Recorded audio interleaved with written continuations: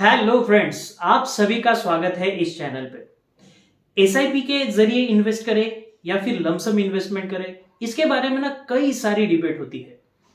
Personally मुझे SIP ना काफी अच्छी लगती है और एसआईपी का मैं बहुत बड़ा फैन हूं, क्योंकि ना एसआईपी में कुछ एडवांटेजेस भी होते हैं, जैसे कि रुपी कॉस्ट एवरेजिंग, या फिर अगर आपने एसआईपी लंबी समय के लिए कंटिन्यू की तो आपको कंपाउंड इंटरेस्ट का भी बेनिफिट मिलता है। लेकिन अगर लमसम इन्वेस्टमेंट को आप नजरअंदाज करोगे ना, स्पेशली ऐसे दिनों में जब पिछले 1-1.5 साल से निफ्टी में 1% के भी रिटर्न्स जनरेट नहीं हुए हैं, बल्कि निफ्टी 5-10% से डाउन है, और ऐसे हालात में ना कई सारे रिटेल इन्वेस्टर्स जो है वो अपना पैसा जो है ना स्टॉक मार्केट से बाहर निकाल रहे हैं या फिर अपनी एसआईपी जो है वो बंद कर रहे हैं, और ये सबसे गलत बात है। अगर आपको लमसम इन्वेस्टिंग के बारे में थोड़ी सी भी जानकारी हो ना, तो आप अपने एसआईपी रिटर्न्स को 2-3% से बूस्ट कर सकते हो, और over the period of long time 2-3% से अपने रिटर्न्स को बूस्ट करना ना ये काफी बड़ी बात होती है। तो आज के वीडियो में हम जानने की कोशिश करेंगे कि आपको लमसम इन्वेस्टमेंट कब, कहां और कैसे करनी है, सो दैट मिनिमम रिस्क लेके आप अपने एसआईपी के रिटर्न्स को ना 2 या 3% से बढ़ा पाओ। और इस वीडियो में ना मैं मेरा एक पर्सनल जो एक्सपीरियंस है, जिसे मैंने अप्लाई किया था 2020 कोरोना वायरस के वक्त, जो मार्केट क्रैश हुआ था, उस वक्त मैंने कुछ जो अमाउंट थी उसे लमसम इन्वेस्ट किया था। तो उसके आज कितने रिटर्न्स चल रहे हैं इसके बारे में भी आपसे मैं डिस्कस करूंगा। तो ये जो वीडियो है ना काफी इंफॉर्मेटिव होने वाली है। इस वीडियो में लमसम इन्वेस्टमेंट फंडामेंटल एनालिसिस के बेसिस पे कैसी करें या फिर टेक्निकल एनालिसिस के बेसिस पर कैसी करें, इन दोनों के बारे में हम जानने की कोशिश करेंगे। तो काफी ज्यादा इंफॉर्मेशन इस वीडियो में होने वाली है, ये वीडियो आखिरी तक देखिएगा, आपको इस वीडियो से कुछ ना कुछ जरूर सीखने को मिलेगा। वीडियो शुरू करने से पहले मैं आपको बताना चाहता हूं कि मैं कोई फाइनेंशियल एक्सपर्ट नहीं हूं, ना कि सेबी रजिस्टर्ड एडवाइजर हूं। तो अगर आपको किसी भी इंस्ट्रूमेंट में निवेश करना है तो अपने फाइनेंशियल एडवाइजर की सलाह एक बार जरूर लें। यह वीडियो सिर्फ और सिर्फ एजुकेशनल पर्पस के लिए ही बनाया जा रहा है, इसका इस्तेमाल एजुकेशनल पर्पस के लिए ही कीजिएगा। तो चलिए शुरू करते हैं हमारी आज की ये वीडियो। लमसम इन्वेस्ट करना यानी क्या होता है कि मार्केट को टाइम करने की कोशिश होती है, लेकिन कई एक्सपर्ट्स आपसे कहेंगे कि मार्केट को टाइम करना ना काफी मुश्किल चीज है। जो सीजन्ड इन्वेस्टर्स होते हैं ना, उन्हें भी काफी मुश्किल होता है मार्केट को टाइम करना, और उनका यह कहना ना काफी हद तक सही भी है। लेकिन आप मार्केट को एग्जैक्ट टाइम तो नहीं कर सकते, लेकिन फेयरली टाइम जरूर कर सकते हो। जैसे कि क्वांट म्यूचुअल फंड की इन्वेस्टमेंट स्ट्रेटेजी हो गई, वो मार्केट टाइमिंग पे ना काफी ज्यादा फोकस करते हैं, और इसी के चलते पिछले 2-3 साल में अगर आप उनके रिटर्न्स देखोगे ना, तो अपने जो कॉम्पिटिटर म्यूचुअल फंड हाउसेस है ना, उससे कहीं ज्यादा अच्छे रिटर्न्स उन्होंने जनरेट किए हैं। तो देखिए, आप मार्केट को तो एग्जैक्ट टाइम नहीं करोगे, लेकिन फेयरली टाइम जरूर कर सकते हो। और मान लीजिए कि मार्केट को टाइम करने में आप गलत हो गए, तो आपके पास प्लान बी रेडी होना काफी जरूरी है। अब ये प्लान बी क्या है? प्लान बी क्या है कि ये पीक्यू क्राइटेरियाज है, यानी प्री क्वालिफिकेशन क्राइटेरियाज। ये प्रीक्यू क्राइटेरियाज अगर आप फुलफिल नहीं कर रहे हो तो आपको लमसम इन्वेस्टमेंट नहीं करनी चाहिए। पहले ये 3 जो पीक्यू क्राइटेरियाज है इसे फुलफिल कीजिए, और उसके बाद में ही लमसम इन्वेस्टमेंट आपको शुरू करनी है। तो क्या है ये 3 पीक्यू क्राइटेरियाज? सबसे पहला पीक्यू क्राइटेरिया है लिक्विड फंड, इमरजेंसी फंड आपके पास होना चाहिए। अब ये इमरजेंसी फंड होता क्या है? मान लीजिए कि अनफॉर्चुनेटली आपकी जॉब लॉस हो जाती है या फिर मेडिकल एक्सपेंसेस आते हैं, तो उस खर्चे को आप काफी आसानी से हैंडल कर पाओ, इतना पैसा आपके पास सेविंग्स अकाउंट में या फिर फिक्स डिपॉजिट में होना काफी जरूरी है, तब जाके आप इमरजेंसी को हैंडल कर पाओगे। अब कितना लिक्विड फंड या फिर इमरजेंसी फंड आपके पास होना जरूरी है? तो मान लीजिए कि आपकी टेक होम सैलरी है 50,000 रुपीज। ये हम एक हाइपोथेटिकल एग्जांपल ले रहे हैं। तो 50,000 रुपीज के मिनिमम 9 टाइम्स यानी 4.5 लाख रुपीज आपके एफडी में या फिर सेविंग्स अकाउंट में होना काफी जरूरी है। मान लीजिए कि आप किसी गवर्नमेंट ऑर्गेनाइजेशन में हो और आपकी इनकम की जो सोर्स है वो काफी स्टेडी है, तो आप 5 या 6 महीने की भी इमरजेंसी फंड रख सकते हो। ये इमरजेंसी फंड इसलिए जरूरी है कि आज जो चल रहा है, रिटेल इन्वेस्टर्स मार्केट से पैसा क्यों निकाल रहे हैं? क्योंकि उनके पास पैसा नहीं है। किसी की जॉब चली गई है, किसी के घर में मेडिकल एक्सपेंसेस है और उनके पास इमरजेंसी फंड नहीं है और वो मार्केट में फंस गए हैं, इसलिए वो लॉस में अपना पैसा मार्केट से निकाल रहे हैं। तो अगर आपके पास इमरजेंसी फंड है तो फ्यूचर में आप जो भी लमसम इन्वेस्टमेंट करोगे उसमें अगर आपको 1 या 1.5 साल रुकना भी पड़े तो आप रुक सकते हो और अच्छा रिटर्न जनरेट कर सकते हो, राइट। तो ये हो गया सबसे पहला क्राइटेरिया। सेकेंड क्राइटेरिया, आपको पता होना चाहिए रूल ऑफ 50-30-20 के बारे में। कई सारे जो विजिटर्स है या फिर हमारे श्रोता है उन्हें इसके बारे में पता होगा, लेकिन जिनको नहीं पता उन्हें मैं बताना चाहता हूं कि 50-30-20 रूल एग्जैक्टली होता क्या है। मान लीजिए कि आपकी टेक होम सैलरी है 50,000 रुपीज, तो 50,000 50% आप अपने नीड्स पे खर्चा करोगे। नीड्स यानी क्या, जैसे कि आपका रेंट हो गया, होम लोन का ईएमआई हो गया, खाने पीने का खर्चा हो गया, ग्रोसरीज का खर्चा हो गया, इस पे आप 50% तक का आपके टेक होम सैलरीज का खर्चा कर सकते हो। 30% आप अपने वॉन्ट्स पे खर्चा कर सकते हो। कई बार लोग कहते हैं कि पैसा सेव करके मरी जाना है, साथ में पैसा तो लेके नहीं जाएंगे, तो 30% आपकी टेक होम सैलरी आप अपने वॉन्ट्स पे खर्चा कीजिए। आपको कहीं घूमने जाना है, आपको मूवी देखनी है, आपको बाहर खाना खाना है, तो 30% आपकी जो टेक होम सैलरी है वो अपने वॉन्ट्स पे जरूर खर्चा कर सकते हो। और बची हुई जो 20% है उसे आपको कंपल्सरीली इन्वेस्ट करना है। चाहे डेट म्यूचुअल फंड में इन्वेस्ट कीजिए, स्टॉक में इन्वेस्ट कीजिए, इक्विटी म्यूचुअल फंड में इन्वेस्ट कीजिए, कहीं पे भी इन्वेस्ट कीजिए, लेकिन इसे कंपल्सरीली इन्वेस्ट करना ही करना है। ये फॉर्मूला को ना आप थोड़ा ट्विक भी कर सकते हो, ये कोई थंब रूल नहीं है। मान लीजिए कि आपको लगता है कि मैं अर्ली स्टेज में हूं, मुझे 30% इन्वेस्ट करना चाहिए, 20% में वॉन्ट्स के लिए खर्चा कर सकता हूं, तो आप वैसा कर सकते हो। अगर आपका ईएमआई नहीं है, होम रेंट नहीं है, तो आप 50% से कम खर्चा कीजिए अपनी नीड्स पे और जो पैसा बच रहा है उसे आप इन्वेस्ट कर दीजिए। तो ये हो गया second PQ criteria. Third PQ criteria क्या है कि आपके पास कंटिंजेंसी फंड होना काफी जरूरी है। अब आप कहोगे कि भाई ये कंटिंजेंसी फंड होती क्या है। देखिए, फाइनेंस में ना बड़ी बड़ी डेफिनेशंस होती है, लेकिन उसमें कोई दम नहीं होता। कंटिंजेंसी फंड यानी एक ऐसा फंड होना चाहिए आपके पास, जब जब मार्केट क्रैश हो जाए तो आप उसका एडवांटेज ले पाओ। कंटिंजेंसी फंड का ना आप वर्ड टू वर्ड मीनिंग मत लीजिए।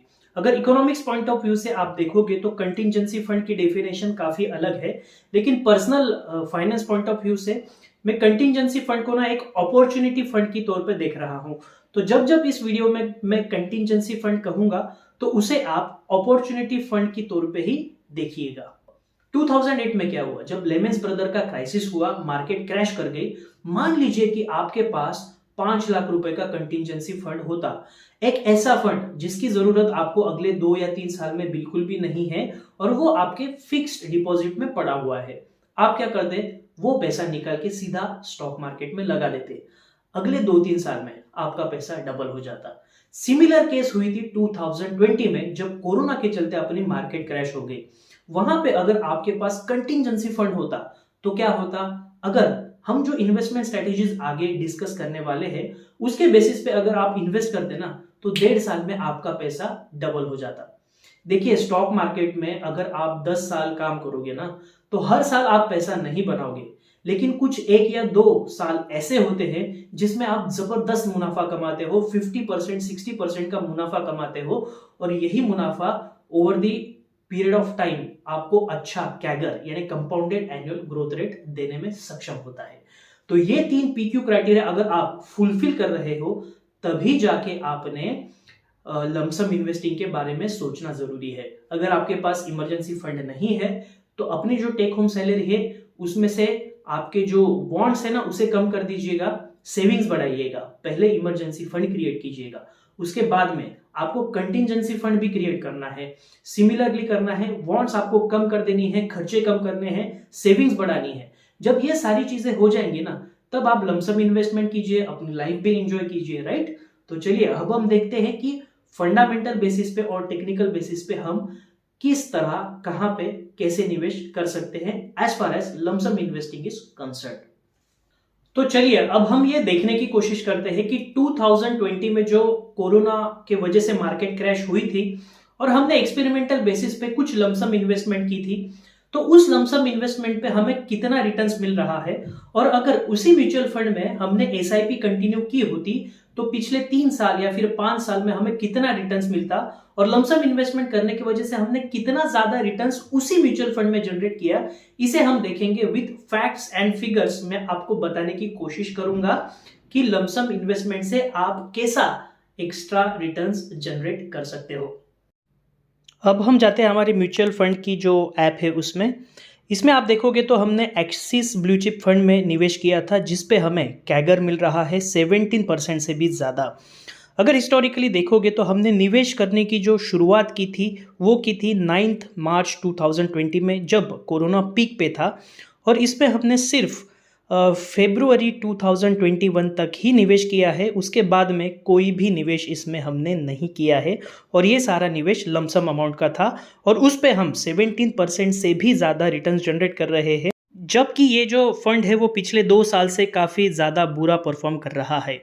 इसके साथ हमने पराग पारिक फ्लेक्सी कैप फंड में भी निवेश किया, लेकिन ये निवेश हमने थोड़ा लेट शुरू किया। हिस्टोरिकली देखोगे तो हमने इसमें निवेश शुरू किया तब था अगस्त 2020, जब मार्केट बढ़ना शुरू हो चुका था, और इसमें हम अभी भी निवेश कर रहे हैं, और इस पे हम जो रिटर्न्स जनरेट कर रहे हैं वो भी तकरीबन 17% के आसपास ही है। और ये जो हमारी इन्वेस्टमेंट है ये प्योरली एक्सपेरिमेंटल बेसिस पे की गई है। तो अब हम देखेंगे कि अगर सेम म्यूचुअल फंड में यानी एक्सिस ब्लू चिप फंड में अगर हमने 2020 से लेके आज तक एसआईपी की होती तो उसके ऊपर हम कितना रिटर्न्स जनरेट करते। बात करेंगे एक्सिस ब्लू चिप फंड के डायरेक्ट प्लान के बारे में। इसने पिछले 3 साल में एसआईपी बेसिस पे सिर्फ 7.25% के रिटर्न्स दिए हैं, और पिछले 5 साल में 10.17% के ही रिटर्न्स इसने जनरेट किए हैं। इसका मतलब ये हुआ कि सेम म्यूचुअल फंड में हमें लमसम इन्वेस्टमेंट करने के बाद 10% से ज्यादा रिटर्न्स मिले। ये होती है ताकत लमसम इन्वेस्टमेंट की। अगर आप लमसम इन्वेस्टमेंट के इस आर्ट को थोड़ा भी सीख गए ना, तो आपके एग्जिस्टिंग एसआईपी की जो रिटर्न्स है उसे आप काफी अच्छी तरीके से बूस्ट कर पाओगे। तो चलिए अब हम डायरेक्टली डिस्कस करते हैं कि एग्जैक्टली क्या स्ट्रेटेजी हमें अप्लाई करनी चाहिए। फर्स्ट ऑफ ऑल हम डिस्कस करेंगे टेक्निकल एनालिसिस बेसिस के ऊपर कि आपको कहां, कब और कैसे लमसम इन्वेस्टमेंट करनी चाहिए। हम आ जाते हैं हमारे ट्रेडिंग ऐप पे जो कि है ज़ीरोधा का। इसमें जाके हम निफ्टी 50 का चार्ट ओपन कर लेंगे। जैसे ही आप चार्ट ओपन करोगे तो आपको डेली बेसिस पे चार्ट की कैंडलस्टिक दिखने लगेगी। उसे हम मंथली बेसिस पे कर देंगे, यानी आपको जो अभी कैंडलस्टिक दिख रही है वो मंथली बेसिस पे है। अब हम जाएंगे टेक्निकल इंडिकेटर्स में और हम ऐड कर देंगे मूविंग एवरेज। ये सिंपल मूविंग एवरेज है, हम एक्सपोनेंशियल मूविंग एवरेज की बात बिल्कुल भी नहीं कर रहे हैं। अब मूविंग एवरेज जैसे ही ऐड करते हैं हम इसमें 2 किस्म के मूविंग एवरेज ऐड करेंगे। एक 100 मूविंग एवरेज, तो इसके सेटिंग में जाके आप इसे 100 कर दीजिएगा। 100 मूविंग एवरेज यानी क्या कि पिछले 100 मंथ्स का जो क्लोजिंग प्राइस है उसका एवरेज आपको एक लाइन में दिखना शुरू हो जाएगा। उस लाइन का कलर जो है हम थोड़ा सा चेंज कर देते हैं, ब्लैक उसे कर देंगे, सो दैट आप डिफ्रेंशिएट कर पाओ कि 100 मूविंग एवरेज कहाँ पे है। सिमिलरली दूसरा मूविंग एवरेज हम जो ऐड करेंगे वो होगा 50 मूविंग एवरेज, जिसे हम ब्लू कलर में रिप्रेजेंट कर रहे हैं। इसका मतलब कि पिछले 50 मंथ्स का जो क्लोजिंग प्राइस है उसका एवरेज आपको दिखना शुरू हो जाएगा। चलिए अब देखते हैं कि हिस्टोरिकली मार्केट ने क्या क्या दिखाया हमें। 2020 में जो मार्केट क्रैश हुई थी कोरोना के वक्त, तो मार्केट एग्जैक्टली इसी बैंड में से रिवर्स हो गई। मान लीजिए कि आप बॉटम को नहीं पिक कर पाते, फिर भी आप 50 मूविंग एवरेज के आसपास अगर कहीं पे मार्केट को बाय करते तो आपकी बाइंग कॉस्ट होती तकरीबन 10,000 रुपये, और इसके बाद 1.5 साल में देखिए कितना ज़बरदस्त रिटर्न आपको मिला है। 10,000 से सीधा मार्केट जाता है 17-18 हज़ार तक। इसका मतलब क्या कि 1.5 साल में आपको 70 to 80% मुनाफा हुआ। अब हम जाएंगे पीछे 2008 में जब लेमेस ब्रदर का क्राइसिस हुआ था, उस वक्त मार्केट ने क्या इंडिकेशन दिए इसे भी जानने की कोशिश करेंगे। 2008 में देखिए इसी बैंड से मार्केट ने रिवर्सल दे दी। मान ले कि आप बॉटम नहीं पिक कर पाए, फिर भी आप 50 मूविंग एवरेज के आसपास कहीं अगर मार्केट को बाय करते तो आपकी कॉस्ट होती 3,500, और आगे 1-1.5 साल में 3,500 का मार्केट कहाँ पे जाता है, सीधा जाता है 6,000 तक, यानी यहाँ पे भी आपको मोर देन 60-70% रिटर्न्स जनरेट हुए। फिर मार्केट अपॉर्चुनिटी देता है आपको तकरीबन 2011 में, जहाँ पे आपकी बाइंग प्राइस होती 4,800-5,000 के आसपास, और वहाँ से मार्केट सीधी जाती है 7-8 हज़ार तक, यानी यहाँ पे भी मोर देन 60-70% आपको रिटर्न्स आसानी से मिल जाते। फिर से 2016 में एक अपॉर्चुनिटी मिली जहाँ पे आपकी बाइंग प्राइस होती तकरीबन 7,000 के आसपास, और वहाँ से मार्केट चली जाती है आपकी 11, 11.5, 12,000 तक, यानी यहाँ पे भी आपको 50% से तो ज़्यादा ही रिटर्न्स मिल रहे हैं।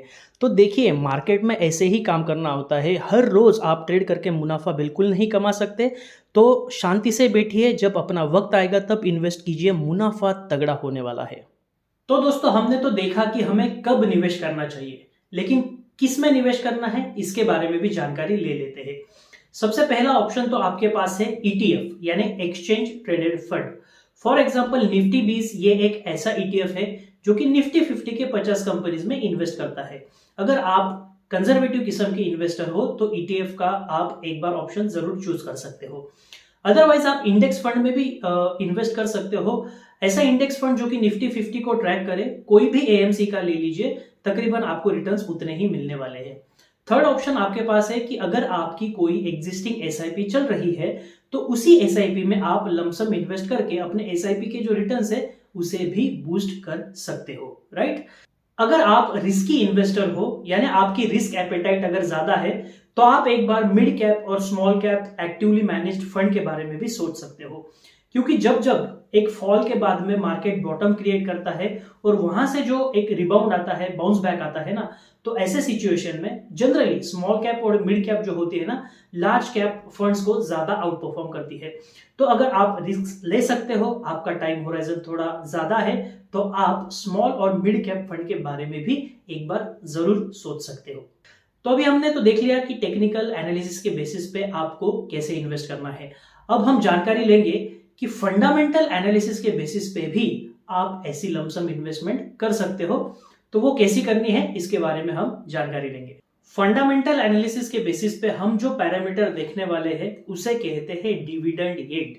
निफ्टी 50 की डिविडेंड यील्ड होती है, वो एक रेंज में होती है 0.9 से लेके 1.9 तक। हिस्टोरिकली ये रेंज में निफ्टी 50 की डिविडेंड यील्ड ऑसिलेट करती है। अब ये निफ्टी 50 की डिविडेंड यील्ड जितनी ज्यादा रहेगी, इसका मतलब क्या कि आपका जो स्टॉक मार्केट है वो हल्का है, यानी ओवर प्राइस नहीं है। तो जितनी ज्यादा डिविडेंड यील्ड उतना आप ज्यादा निवेश करोगे, और जितनी कम डिविडेंड यील्ड, इसका मतलब आपका जो स्टॉक मार्केट है वो ओवर प्राइस्ड है, तो उस वक्त आपने प्रॉफिट बुक करना है। अब हम चार्ट पे जाके देखेंगे कि हिस्टोरिकली जो निफ्टी 50 की डिविडेंड यील्ड है वो कितनी रही है।